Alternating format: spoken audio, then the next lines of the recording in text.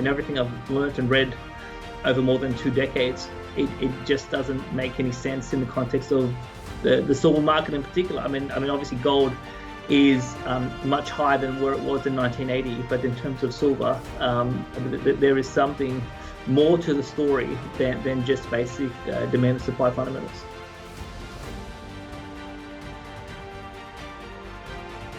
Here at Liberty and Finance, we're licensed brokers with Miles Franklin.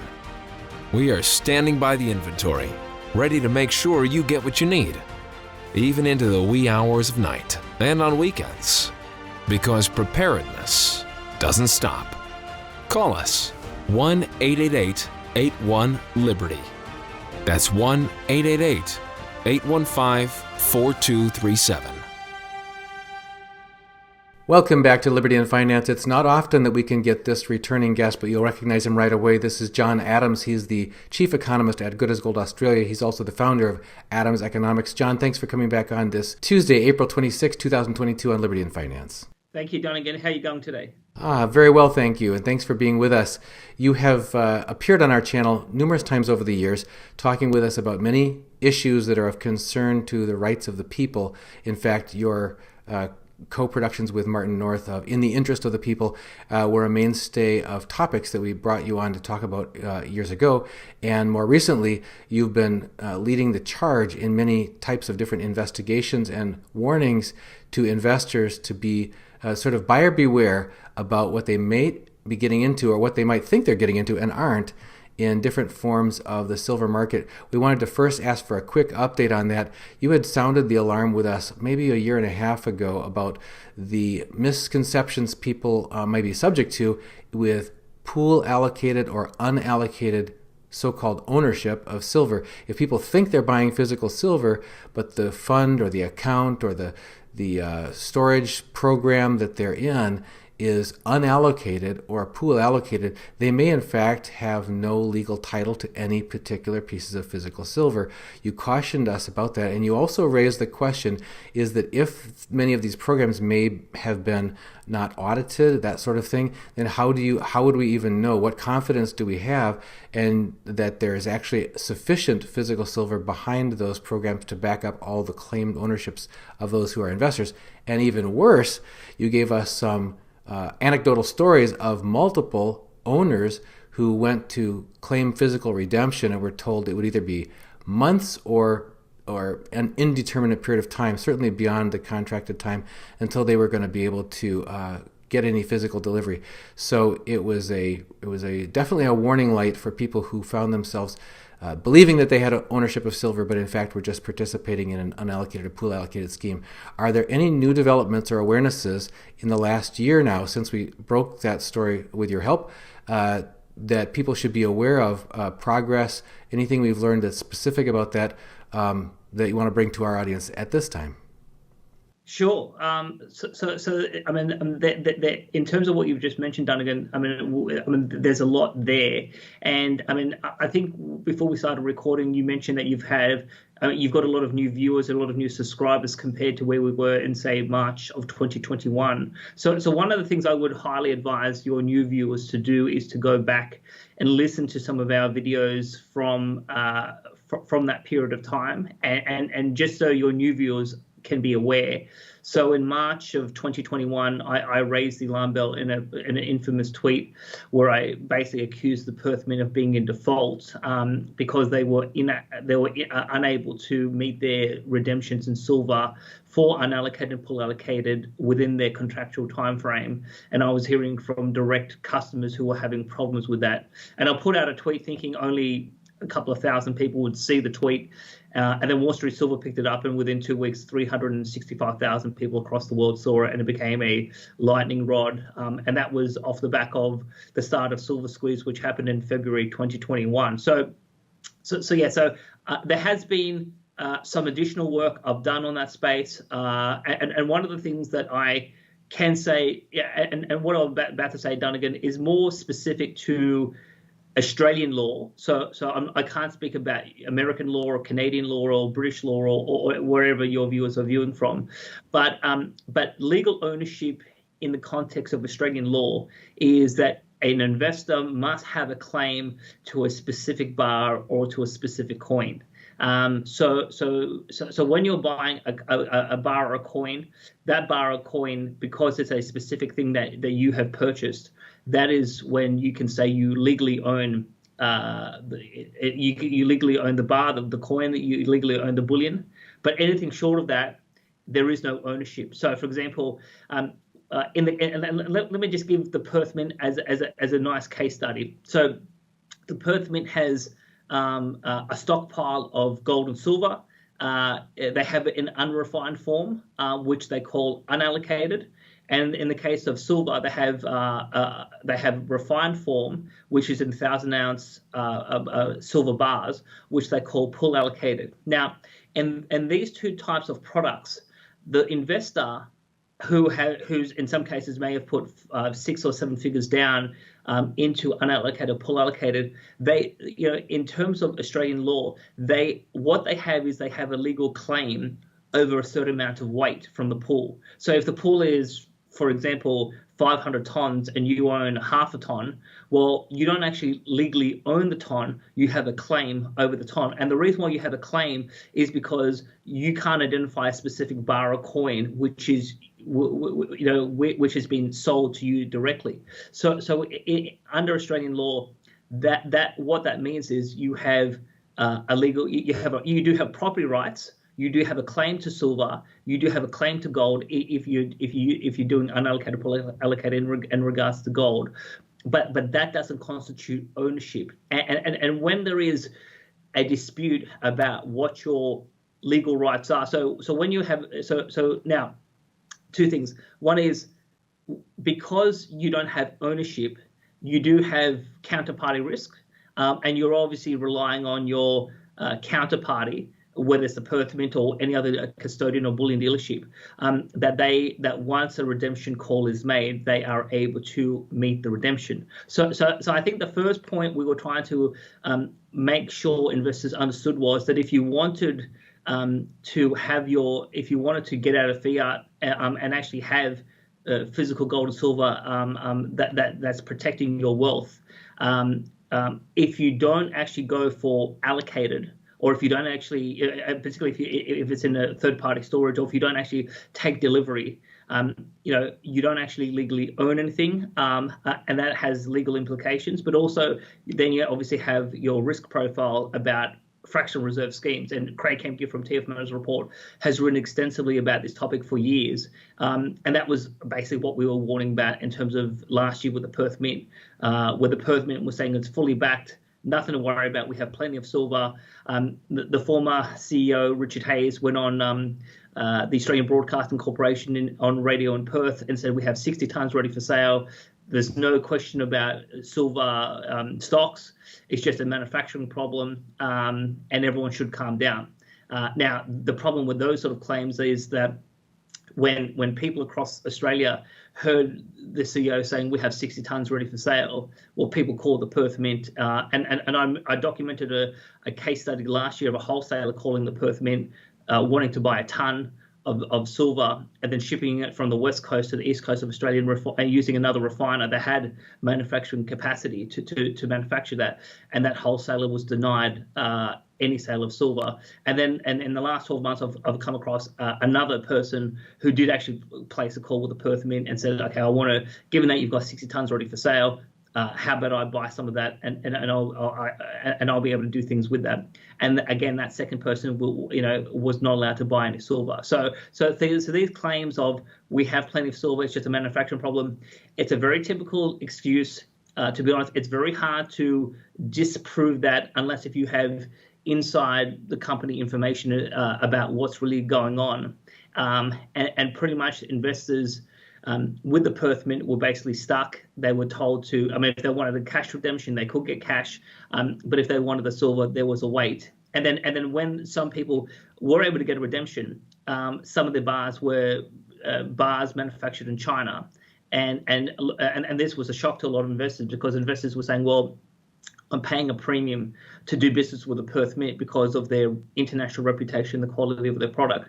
I don't want a Chinese bar. I want a refined Perth Mint bar, and a lot of people were surprised when the Perth Mint was saying, well, we're selling you foreign bars because we just haven't manufactured our own bars for whatever reason. So that they're there, obviously, in terms of some of the issues. So there's an issue around ownership and counterparty risk, and there's obviously the issue of, is the unallocated pool allocated product, is it 100% backed? Is it fractional reserve?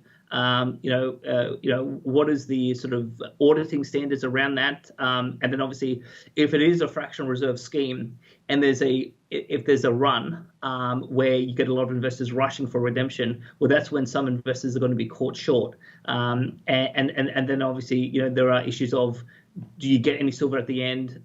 Can you get cash? Can you get sort of your money back? And these are some of the issues that a lot of new investors who come into the market and who invest in unallocated and pool allocated products really haven't sort of thought through the issue. Last week I gave a exclusive interview with Tom Bodrovics at Palisade Gold Radio, where we talked about some of my legal battles with Kitco, which is Canada's largest bullion dealer. So last year, after we've concluded not that we concluded, but as we were discussing the Perth Mint, there was all sorts of new stories coming out from investors across the world, including Kitco, including a range of other sort of dealerships from the America and the UK, about investors questioning about how much real silver there is. And Kitco took offense with some of the statements I had, and we ended up in a very interesting legal tussle.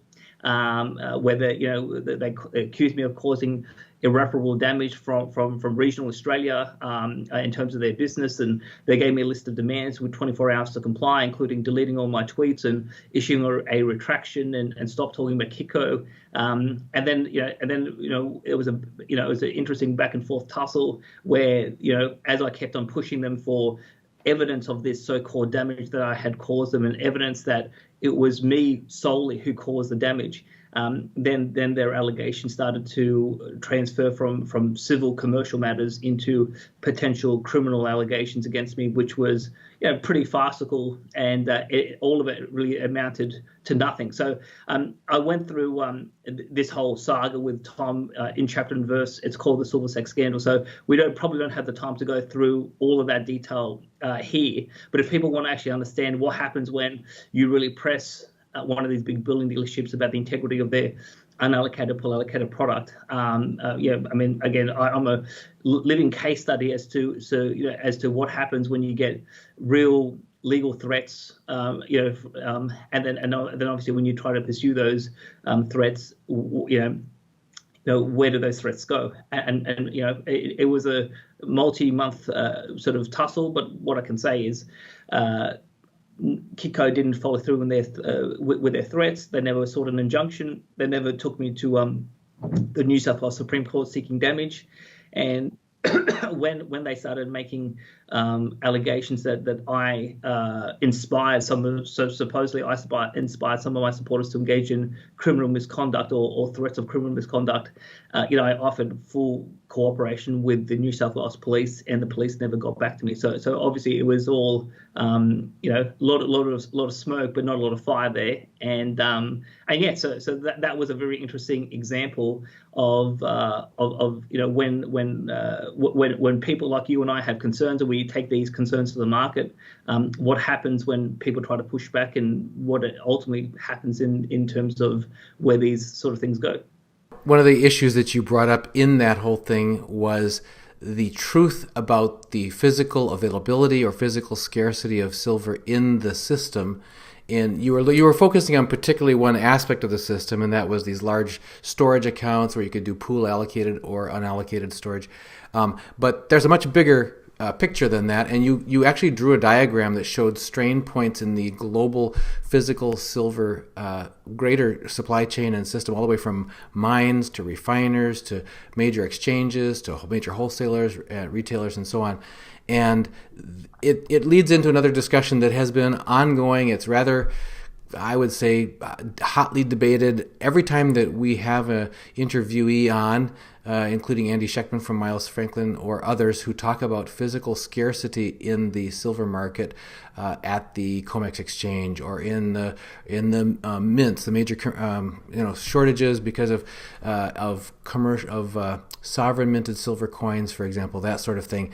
There are constantly people who will write comments saying there's no physical shortage at all, lots of silver available, and so on. So is there or isn't there a physical silver shortage? And I think that we'll try to put the diagram up that you had created about a year ago that shows there are many strain points in the global physical silver supply chain. Can you bring us up to date on the latest awareness you have that you think people need to be aware of where there are, in fact, emerging persistent or worsening strains in the global physical silver supply? Sure. I mean, one of the interesting points, Flanagan, is that I had a conversation with people out of Singapore recently where their view was that there was no silver shortage. So basically, I mean, you are correct. You've got a supply chain from basically mine all the way through to the wholesale market, industrial users, and then you have in terms of your retail investors. So a lot of what people are suggesting, and obviously you have people who are supportive of the LBMA view of the world, the World Gold Council, the Silver Institute, etc. A lot of these people suggest that there's plenty of silver at the wholesale level. And there really is no deficit, but where the deficit is that, so for example, when you get a surge of retail demand, which is what happened in the United States, and I think Rick Rule's been on your channel and said that the increase in demand was about 10% compared to historical averages. So when you get a surge at the retail level, refiners can't keep up with that demand, and so the ability to take large, either unrefined amounts of silver or these large 1,000-ounce silver blocks at the wholesale level and then melt them down into smaller products that Miles Franklin or As Good As Gold would sell, refiners can't keep up pace with that. And so that's why people like Andy would come on your show and say there is a scarcity because we just can't get enough product. And so some people say there is a real scarcity, and some people say that there's only a scarcity at the retail level because the ability to refine retail product is limited. And when you have a surge of retail demand, refiners can't catch up with that. So, you do have two schools of thought. The hardest thing I would say is, a lot of analysts have said this over the last few years, these markets, gold and silver, is very opaque. It's very hard to get accurate information. You do have some organizations like the World Gold Council and the Silver Institute putting out their view of the industry. Some people think their numbers are sort of reasonably accurate. Some people think that they are way off. So the only real way to get a feel for this is by closely analyzing what happens in terms of the market. And obviously the hardest part of this is that the market is, we're talking about the global market. So particularly in terms of India, India is a big buyer of silver. So when the Indians are buying large amounts of silver, that obviously places strain right across the wholesale market across the world. And then you start to hear stories out of London where wholesalers or traders can't get, have to wait 3 months in terms of delivery. So again, there are different points of view. It's very hard to know exactly what's going on. But in terms of the objective data, I think the Silver Institute just came out with a report saying that investment demand is expected to peak in 2022, the highest ever. There is a deficit. When we look at the COMEX data, in terms of both the eligible and the registered categories, we're back to where we were in, say, July 2020 in terms of the overall stock of supposed silver in the COMEX warehouse depository vaults. And obviously, we're seeing shortages and we're seeing stress right throughout the commodity complex, but also in terms of oil and gas. So all the factors, whether it's inflation and all the other sort of things we're seeing on the supply side, would suggest that there are shortages, etc.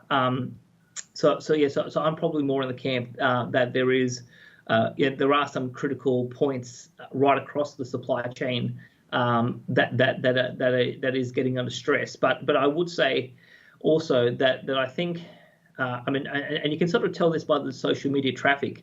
I mean, last year, this time, I mean, everyone was talking silver. It was the hot topic. You and I were doing a lot of videos. We were getting a lot of views. Whereas now it seems like the market has sort of moved on. A lot of commentary about crypto, a lot of commentary about uranium, and I think some of the steam has come out of commentary about gold and silver. But it'll be obviously very interesting to see what happens as we go forward throughout 2022.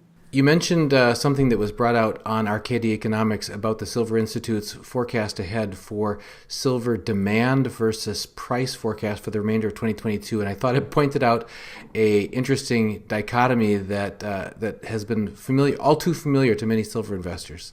Yeah, yes. So I mean, I would recommend people go watch the Chris Markets video that he released today. But what Chris was talking about was that the Silver Institute put out a report saying that demand will peak, will be the highest ever in 2022 in terms of investment demand, and there is a deficit in terms of demand versus supply when you look at total demand, in terms of investment and industrial use versus what's coming out of the mines. But somehow the price is still going to fall 5%. So now, admittedly, I haven't reviewed the report myself. So when I get a chance in the next couple of days, I want to download the report and obviously try to understand how do they, I mean, obviously if you've got record demand, if you've got surging inflation, if you have a lot of people going to commodities because they're nervous about in terms of the bond market or the share market, etc., and we're starting to see, the stock market coming under some significant pressure, you would expect that commodity prices, and a lot of the commodity prices have gone through quite high substantially, but obviously gold and silver have not. And when you're getting a forecast that's saying that silver is likely to fall 5% in price, you start to scratch your head and saying, well, how does that make any sense? I mean, the only potential explanation that may make some sense is obviously if there's a significant increase in interest rates, whether US Federal Reserve or by other central banks, that could start to tame down inflation and inflation expectations, and there could be, that could have some impact in terms of price in terms of gold and silver. But if the demand and supply picture is what the Silver Institute suggested it is, you would expect higher prices going through 2022, and to be honest, look, for a lot of investors, everyone is still extremely frustrated. I mean, if we look at where we were in 2020, I think we were stuck in the teens for quite a few years, and then all of a sudden in I think it was July, August of 2020, the market started to surge, and we went from about $17 an ounce US all the way up to about $29, $30, and for 2 years we haven't been able to crack $30. Now, I have some ideas as to why that is. There have been things happening behind the background that I can't speak openly yet, but there could well be a new thesis, a new explanation as to why the price is stuck where it is, and there could be, I think, something that maybe most of your guests and most analysts in the market have been missing. So we'll obviously see whether the things that have been brought to my attention, whether they, whether they come to the surface or not. But basic economic theory suggests that the price should be able to crack $30 with all the factors that we've been able to see over the last 24 months, and it hasn't. And so there is something fundamentally wrong in the market. And so this is where you get into the big debate, to be honest, and there's a big debate among your guests. You have people like a Craig Hemke or a David Morgan who talk about systemic, multi-decade corruption and manipulation of the market. And then you have some of your other guests like Rick Rule, who says there's short-term manipulation, but there is no systemic long-term plan or conspiracy to manipulate the market. So I'm in the camp where the evidence is overwhelmingly clear, including some communiques that were released by WikiLeaks dating back to prior to the establishment of the futures market, the COMEX and the CFTC, where communication between American and British officials talked about using this CFTC COMEX paradigm to fix the price. So I think that communique was pretty clear as to what the intention of Western policymakers were, but why people like Rick Rule won't actually recognise that there is a grand conspiracy. I mean perhaps at some point maybe you can have Rick and I on a joint show and we can actually have a debate as to how does underlying economic theory explain why the price is behaving why it is. Because I mean I've been studying economics. I'm 40 years old now. I started studying economics at 16, and everything I've learnt and read over more than 2 decades, it just doesn't make any sense in the context of the silver market in particular. I mean, obviously gold is much higher than where it was in 1980, but in terms of silver, there is something more to the story than just basic demand and supply fundamentals. The other thing you just mentioned in passing earlier was about interest rates and inflation, whether inflation and interest rates will cause a actual downturn in the markets, including not only the equities markets, but the metals markets, that could help to correlate with this predicted Silver Institute call for a decrease in silver by the end of the year. What is your latest view of expected actions taken by the Fed and being able to raise interest rates, or whether they need to tame inflation, or whether you think that we're nearing the end of that, or are we just getting heated up? Sure. Now, look, on my website, adamseconomics.com, I wrote an article, I think at the beginning of February, where I talked about my interest rate forecasts and my views on Australian property. And my analysis was very Australian-centric, but I think it's a very common story around the world.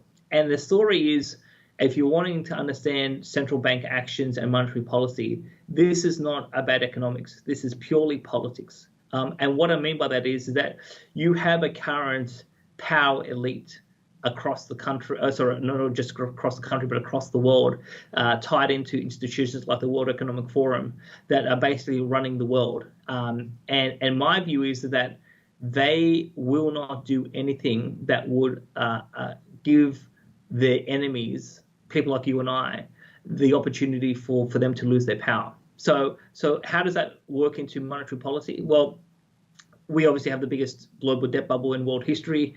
In the context of Australia, we've got the biggest household debt bubble on record.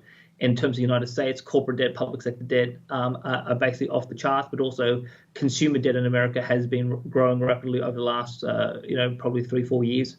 And so if interest rates were to rise too high, we would basically see a new financial crisis, way bigger than, say, not 2008 or 1929. And obviously there are people in the market like Harry Dent who are basically saying we're going to have the biggest depression in world history. Now, if rates did go up too high, theoretically people like Harry Dent would be 100% correct, and we would have, a huge depression. Now, in that circumstance, the entire financial system collapses. The banks on Wall Street will go under, and the ruling elite, both in terms of the financial sector, but also in terms of other large corporates, but also in terms of politics and the bureaucracy, they will lose their power because, if there was a major worldwide depression, the incumbent parliament, or in the case of the United States, and it's not just Republican or Democrats. I think a lot of Americans would be looking to sweep the current regime of Pelosi and Pelosi in the House, and then people like Mitch McConnell in the Senate, who's a Republican. I think they're going to say, well, we're sick of all of these people. We want to get rid of all of them, and we want to actually get real Americans who are not tied to in terms of this global power elite infrastructure. So now my view is that the power elite are not suicidal, they're not kamikaze, and so that's why there's a limit to how much they can raise in terms of interest rates. Now, in the case of Australia, before we went into the pandemic, the official cash rate was 1.5%, and then as we went into the pandemic, they took interest rates to its current level, which is 0.1%, and they did QE. They did they introduced a thing called term funding facility, where they just printed money out of nothing, and then they offered extreme cheap financing to Australian commercial banks. They did yield curve control, and they did a number of other sort of techniques to really try to save the banking sector. Because in the case of Australia in 2020, had they not done these extraordinary monetary and fiscal policy, but they proceeded with the lockdown, it would have collapsed the banks because too many people would not have been able to meet their mortgage repayments. So this was all about maintaining cash flow support for households so they could maintain their debt and trying to keep the system going. So now my forecast going forward. So last year, the Reserve Bank of Australia said that we would likely end quantitative easing relatively soon, but interest rates were not going to rise until 2024. So what's happened now? We've had a surge of inflation, more so than what they anticipated. I mean, that's what they've been telling Parliament. Obviously, we've seen surging inflation about 8.5% year on year in the United States. Officially in Australia, inflation is 3.5%, which is above their target. But obviously the real level inflation is way higher, because you can just tell on the ground that things are much more expensive when you look at real estate, food, childcare, petrol, and all of it. And some of these categories were highly inflated way before the Russia-Ukraine situation. But obviously, the Russia-Ukraine war has inflamed some of these price pressures. So in the case of Australia, they ended quantitative easing in February of this year, and they're now foreshadowing that interest rates will that will start to rise probably by about June, July in terms of this year. And just in the case of Australia, we are in the midst of a federal election. So the election is on the 21st of May. So there are some journalists, and I actually spoke to a journalist this morning for the Australian Broadcasting Corporation, who's actually doing a story about coming interest rate rises and households that borrow too much, particularly in the last 2 years when interest rates were at a record low, and what are the implications. And obviously, not only what are the implications for households, but also what are the implications for the economy as a whole, but also politically as well. So it's a very big story. But I think what we're going to see is, some interest rate rises in 2022, maybe early 2023. And obviously, because there is so much additional debt created in the last 2 years, what's that going to mean is that consumption in Australia is going to fall dramatically. The economy is going to slow. And then that's when the RBA is going to start cutting again. And that's why I think we're going to see negative interest rates in 2024. I mean, the really big tell in Australia was so we have a regulator called the Australian Prudential Regulation Authority, which regulates the banks. So in the midst of last year, with everyone talking about COVID-19 and all that sort of paraphernalia, but also in terms of inflation, out of nowhere, the APRA came out and issued guidance to the Australian banking sector to get ready for negative interest rates. And they put out their draft expectations in July of 2021. By October 2021, they actually issued their final expectations. And basically what they have laid out is that by October 2022, Australian banks must have so-called, quote, tactical solutions to be able to implement negative interest rates. So why would the banking regulator, in the midst of talk about inflation, say you must be ready for negative interest rates? It's because I think they're foreshadowing that by next year or 2024, we're going to start to see dramatic, aggressive rate cuts, and we're going to start to see negative interest rates. And that's obviously going to mean ongoing and rampant stagflation. So we have stagflation at the moment. I called stagflation in mid-2020. And so now a lot more commentators are talking about stagflation. I think stagflation pressures are going to exacerbate in 2024. And it all comes back to the central political premises is that the elites that are running the central banks and the governments and these international bodies like the World Economic Forum, they don't want to lose their political power. They want to pursue the agenda that they wish to continue on with. And if they raise interest rates too much, they will basically collapse their own power, and they're not in the business of doing that. So that's why I think that if the question you're asking me, Dunnigan, is what is my medium-term macroeconomic forecast for precious metals, I think it's extremely strong, and it's nothing to do with economics. I think it's pure global power politics.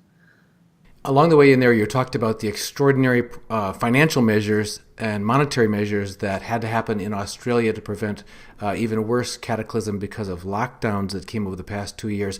Can you talk to us, just bring us up to date very briefly, 5 minutes, on what the current state of lockdowns is in Australia and what you see going forward, whether there's any new concern emerging because of the new lockdowns in China, which is surprisingly close to Australia for most people? Yeah, so the interesting thing is that in the last, say, month and a half, so in the case of New South Wales, where I live, which is the largest state by population, in December of last year, we basically had our so-called Freedom Day, where a number of the key hardcore restrictions were removed, and people were able to go back to the shops. They were able to live their own lives. So in the case of where I live, things have been relatively normalized since December last year. A lot of other states, it's been like a lot more restrictive, but only in the last week or so, even the more restrictive states have basically they have now relaxed a lot of their conditions. So basically, consumers can go wherever they want and consume. They're able to go to shops and venues, even if you're unvaccinated or if you don't have all of the requisite shots or the vaccines that people recommend.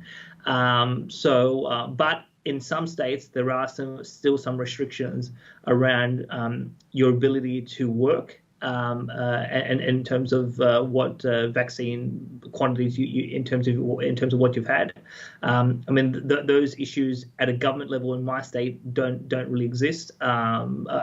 Certain industries are still impacted, but it's much more looser where I live compared to some of the other states.